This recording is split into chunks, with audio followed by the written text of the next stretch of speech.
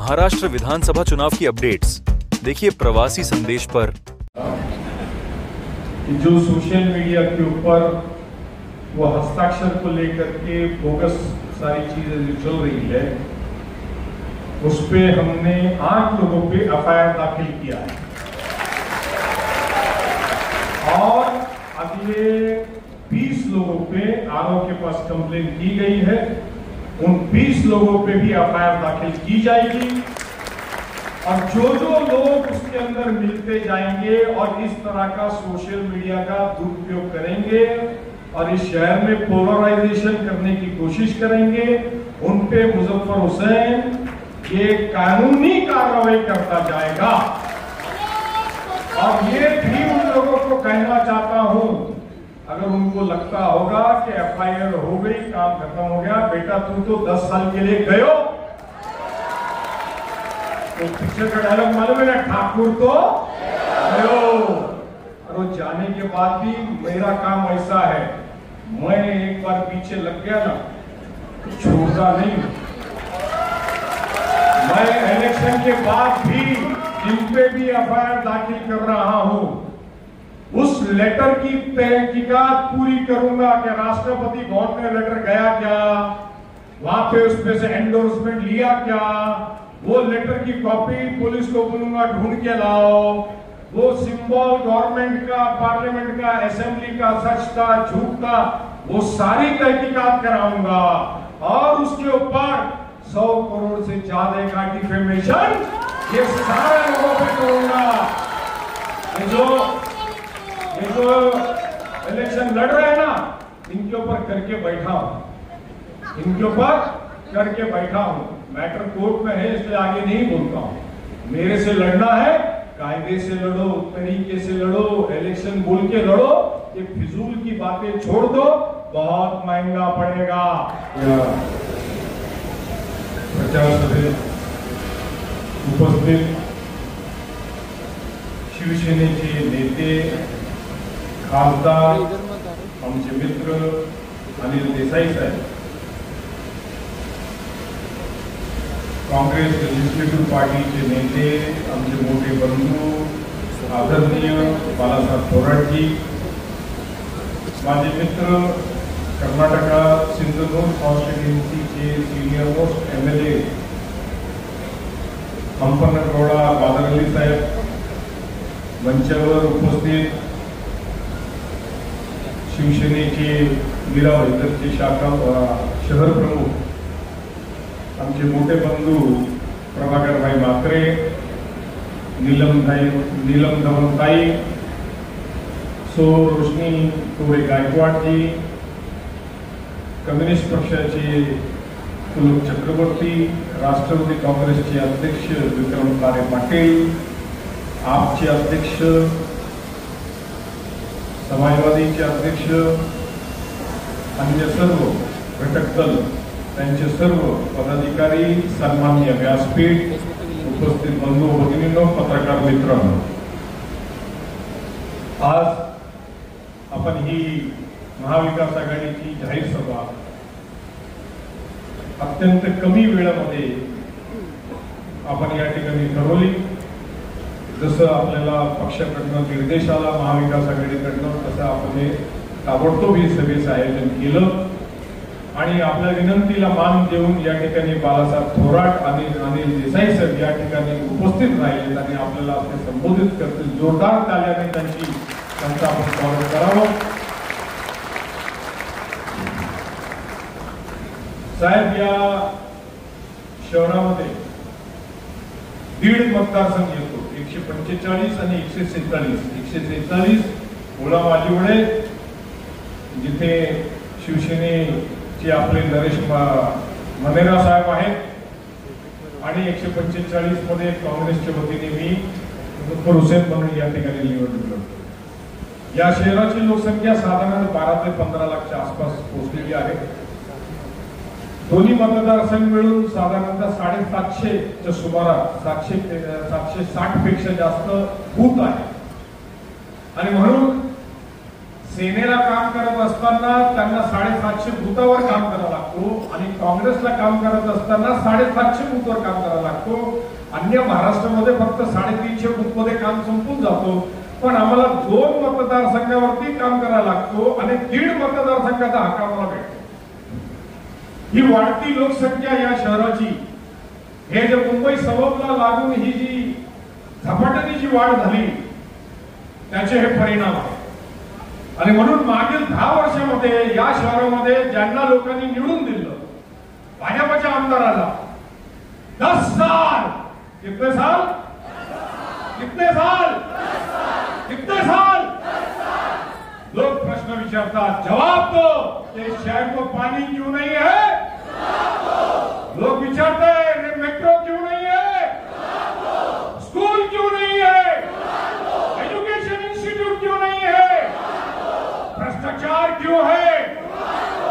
या सर्व प्रश्नांचं उत्तर या 10 वर्षामध्ये निवडून दिलेल्या या मीरा भाईंदर जनतेचं यांच्याकडे उत्तर राहिलेलं नाही. यांच्या कोणत्याही प्रकारचं उत्तर नाही.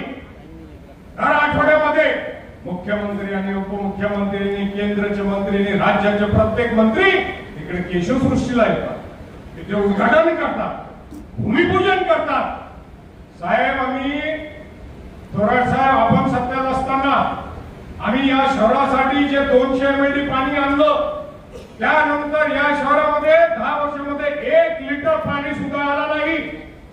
2017 मध्ये ज्या ठिकाणी आपण आज सभा करतोय, या सभेच्या ठिकाणी मुख्यमंत्री त्यावेळचे देवेंद्र फडणवीस आले आणि 17च्या सालामध्ये त्यांनी म्हटलं की आम्ही तुम्हाला 2019 ला पाणी देणार, 24 तास.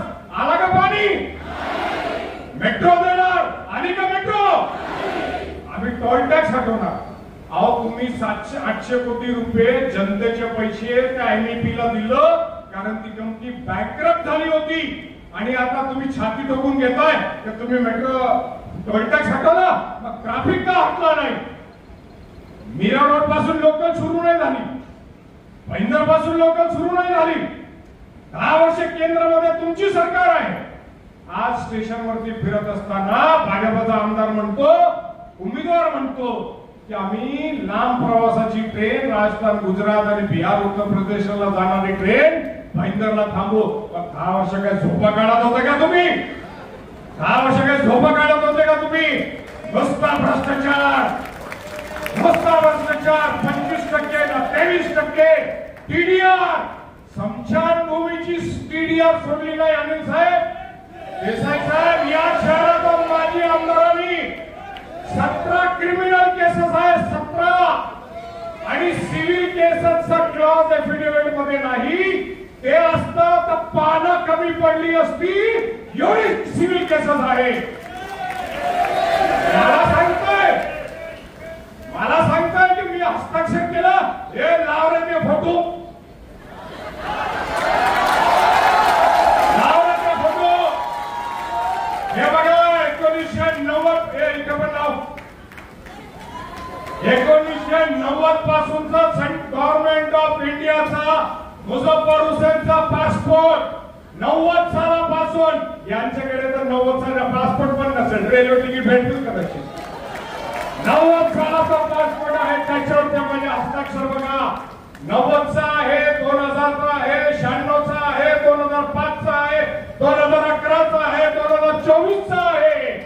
हे बघून या हस्ताक्षर मुझफ्फर हुसेनचा. छाती ठोकपणे दाखवतोय, हिंमत असेल तर बघून घ्या. माझ्यावर आरोप करताय. अरे 65 वर्ष आमच्या परिवाराने या शहरात जगला समाजासाठी. 45 वर्ष मुझफ्फर हुसेन जगलाय. आणि एक साधी एनसी नाहीये, एक साधी एनसी. अरे तुम्ही क्रिमिनल आहात, तुम्ही आम्हाला उग्रवादी म्हणतात. अरे या शहराला लुटून खाणारे डाकू आहात तुम्ही. जाहीररित्या सांगतोय, तुमच्या एफआयआर मध्ये तुम्ही, तुमच्यावरती गुन्हे आहेत. रेपचे केसेस तुम्ही लपवले, अॅट्रॉसिटीचे केसेस तुम्ही लपवले, महिलांचा अपमान तुम्ही केला या शहरामध्ये. लाज वाटत नाही तुम्हाला? अरे त्या अपक्ष आमदार आहेत, तुम्हीही येत होते ईदला माझ्याकडे टोपी घालत, ईद मध्ये टोपी घालत, फिरणी खायला, शिरकुर्मा खायला विसरला का? नगरसेवक होता आणि मी उपमहापौर होतो. हात पाय तोडायचं, बीपी रोडला साहेब या माझ्या गणपतीला दर्शनाला, आणि केलं की फटाके वाजवायचं. अरे मला विचारतो, मला सांगतो की कधी मंदिरात गेले का? अरे आम्ही जन्म घेतला हिंदुस्थानचा, मी भारतीय छत्रपती शिवाजी महाराजचा मावळा आहे. मी मला बोलतो जय श्रीराम बोलून दाखवा. ले बोलतो जय श्रीराम, जय श्रीराम, जय श्रीराम, जय जय श्रीराम. अरे श्रीराम मर्यादा पुरुषोत्तम राम हे पूर्ण संसाराचे होते, कोणते एक विशेष जाती धर्माचे आणि समाजाचे नव्हते. तुला काय समजणार देवाचा धर्माचा? जेव्हा तू जन्माला आला नव्हता ना, तेव्हापासून माझे वडील मंदिर बांधले, मूर्ती दान केली आणि आम्ही केलेलं आहे. आणि सर्व धर्मासाठी केलाय, ख्रिश्चनांसाठी केलाय, मुसलमानांसाठी केलाय, हिंदूंसाठी केलाय, बौद्धांसाठी केलाय, सिखांसाठी केलाय. आम्ही हिंदुस्थानी आहोत. भारतरत्न डॉक्टर बाबासाहेब आंबेडकरांनी जी घटना बनवली त्याच्यावरती पूर्णतः विश्वास ठेवणारा आम्ही आहोत. या हिंदुस्थानचा मुसलमान मुझफ्फर हुसेन आहे. अरे तू देशातला उत्तर प्रदेशचा मुख्यमंत्रीला आण, ते जगातला कोणालाही आण, त्याला उत्तर द्यायला मी सक्षम आहे. बोलून या. रामावर चर्चा करायची आहे का श्रीकृष्णावर करायची आहे का जैनिझमवर करायची आहे का ख्रिश्चनिटीवर करायची आहे? ज्या धर्मावर चर्चा करायची असेल येऊन जा मंचावरती, बघून घ्या कोण हिंदुस्थानी आहे, कोण हिंदुत्ववादी आहे.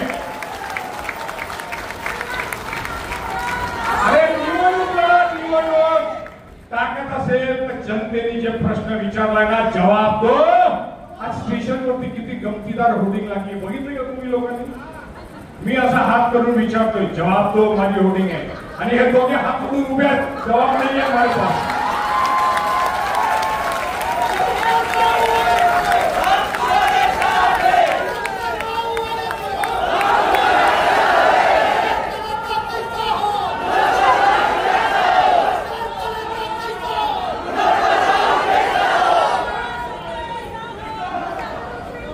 साहेब जेव्हा नगर परिषद झाली, छत्रपतीजींचा पुतळा आम्ही बसवतो. 2014 पर्यंत या शहराचा जे काय आम्ही नियोजन केलं, डीपी प्लॅन बनवलं, we planned it and we designed it and we have executed it and we have delivered. 2017ला त्या डीपी प्लॅनचा टर्म संपला. 7 वर्ष झाली या शहराची. आतापर्यंत डीपी प्लॅन नाही. आम्ही 50 सजेशन्स त्या डीपी प्लॅन मध्ये दिलं. काय काय सजेशन दिलं आम्ही? या शहरामध्ये आम्हाला 4 हेलिपॅड पाहिजे. कोविडची परिस्थिती आपण बघितली, 26/11ची आपण परिस्थिती बघितली. तुम्हाला एअरलिफ्ट करून माणसांना घेऊन जायचं असेल, डिझास्टर मध्ये लागतील, आर्म फोर्सेस आणायचा असेल, law and order problem situation होईल तर 4 हेलिपॅड या शहरात पाहिजे. पुढील 20 वर्षामध्ये या शहराची लोकवस्ती 30 लाख पर्यंत पोहोचणार आहे. आज 12 ते 15 लाख आहे. या ठिकाणी डिस्ट्रिक्ट कोर्ट पाहिजे, सेशन्स कोर्ट पाहिजे. पालघर नंतर आमच्याकडे कुठेही रिलायन्स पर्यंत गेलं तर ट्रॉमा हॉस्पिटल नाही, म्हणून ट्रॉमा हॉस्पिटल शासनाचं पाहिजे. आम्ही एक हॉस्पिटल जिल्हा परिषदचं होतं ते घेतलं, नगर परिषदमध्ये महानगरपालिकेमध्ये मी बांधलं. त्यांनी पंडित भीमसेन जोशी त्याला नाव दिलं आणि शासनाला हँडओव्हर केलं. मागील 10 वर्षामध्ये शासनाकडनं 1 रुपया निधी त्या हॉस्पिटलसाठी आला नाही. त्या हॉस्पिटल तसंच पडलं. आम्ही ट्रॉमा हॉस्पिटलची मागणी केली, डिस्ट्रिक्ट कोर्टची मागणी केली, एज्युकेशनल इन्स्टिट्यूट करायला पाहिजे, पोलीस क्वार्टर्स पाहिजे, परेड ग्राउंड पाहिजे. अशा 50 पेक्षा जास्त सूचना आणि सजेशन आम्ही दिलं. हिअरिंग झाली. मुख्यमंत्रीच्या दालनामध्ये फाईल असं दाबून ठेवलंय. फक्त कशासाठी? ग्रीन झोनला येलो झोन करताय, 37(1) मध्ये चेंजेस करताय. फक्त न फक्त व्यावसायिक बिल्डरांकडनं पैसे घेण्याचं काम, भ्रष्टाचार करण्याचं काम या शहराचा वाटोळा करून सोडलाय. पण आम्ही जे स्वप्न बघितलंय ते आम्ही पूर्ण करणार. या शासनाने नाही केलं तर मित्रांनो 25 नोव्हेंबरला महाविकास आघाडीची सरकार त्या ठिकाणी होणार आहे आणि या शहराला लागणारी प्रत्येक गोष्ट आम्ही या ठिकाणी करणार आहोत. बाळासाहेब थोरात साहेब या ठिकाणी बसलेले आहेत, अनिल देसाई साहेब बसलेले आहेत. साहेब, आम्हाला आपल्याकडनं वचन पाहिजे, या शहराची प्रत्येक गोष्टीची पूर्तता जे या शासनाने केलेलं नाही ते आपण निश्चितपणे करणार, याची हमी आम्हाला या ठिकाणी पाहिजे. या शहराचा माणूस सकाळी 8 वाजता उठतो, मुंबईकडे जातो, 12 तास परिश्रम करतो आणि परत येतो. घरामध्ये आल्यानंतर बायको म्हणते पाणी नाही आला, आज लाईट नाही आहे, टॅक्सेस वाढले, म्युन्सिपालिटी मधलं पाणी वाढलं नाही, टॅक्स वाढून टाकलं, व्यवस्था काही शहरात झाली नाही, हाऊस टॅक्स वाढून टाकलं. साहेब, 5 वर्षाचा कचरा उचलण्याचा टेंडर जे आम्ही सुरू केलं होतं 5 कोटीचं, यांनी 800 कोटीवर घेऊन गेले कचरा उचलण्याला. 5 वर्ष कचरा उचलण्याचं टेंडर 3 महिने मागे दिलं 800 कोटीचं. आणि उत्तर मध्ये आमचा कचरा जो डम्पिंग ग्राउंड पडलेला आहे त्या ठिकाणी गावकऱ्यांना त्रास होतो, लोकांना त्रास होतो, त्याचा निवारा नाही, त्याचं कोणतंही सोल्युशन नाही, पण भ्रष्टाचार मात्र आसमान छूतो. आणि म्हणून मित्रांनो, आपको हमको जवाब पूछते रहना है. जवाब जवाब जोर से बोले, जवाब. छत्रपती शिवाजी महाराज की, छत्रपती शिवाजी महाराज की जय भवानी, जय भवानी, जय हिंद, जय महाराष्ट्र, जय हिंद.